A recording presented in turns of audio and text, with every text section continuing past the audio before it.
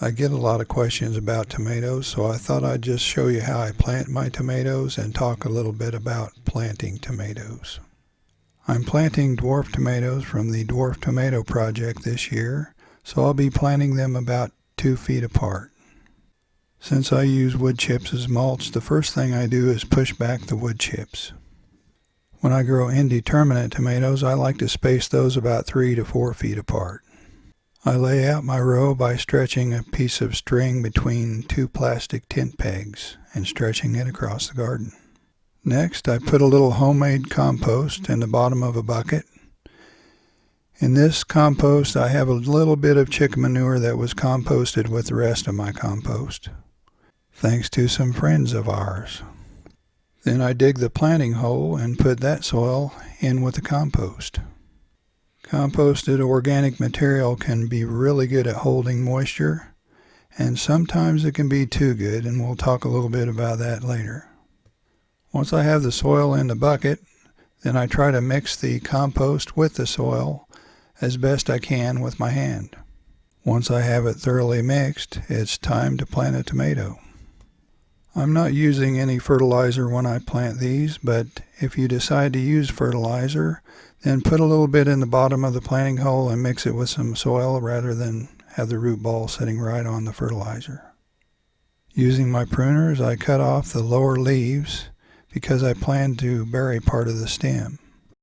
The reason I do that is roots can form all along that stem, and it'll end up having a better root system than it would have if I just buried the root ball.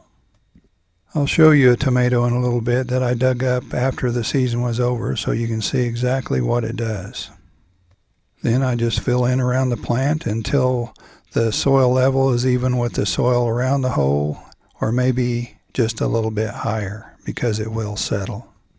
Once I have it planted, I give it a good watering, and then I make sure the soil doesn't dry out for a few days till those roots have a chance to stretch out.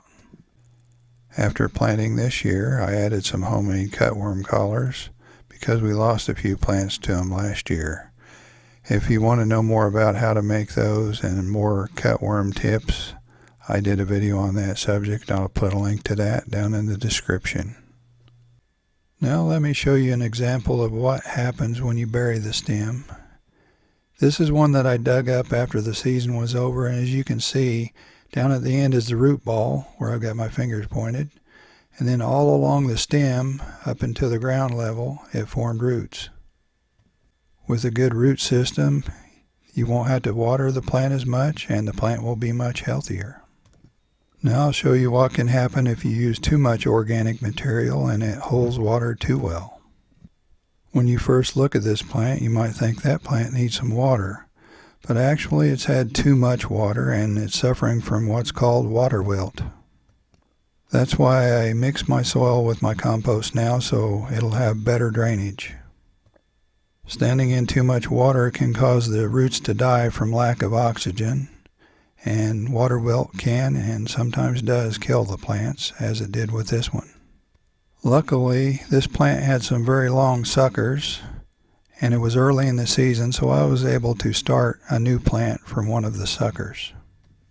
Since we're on that subject, we might as well talk about that too. June 28th is much later than I would recommend for starting tomatoes from suckers, but in the year you're looking at here, it was mild and wet, and I had plenty of suckers in the room, so I thought I'd give it a try. All I did was stuck the suckers in the ground and make sure they were moist until they rooted. Not all of them were successful, but a couple of them did make it.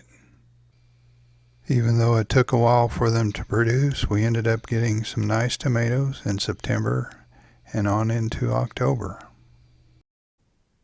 Well, that's a look at how I plant my tomatoes. If you have any tomato planting tips you want to share, please do so down in the comments.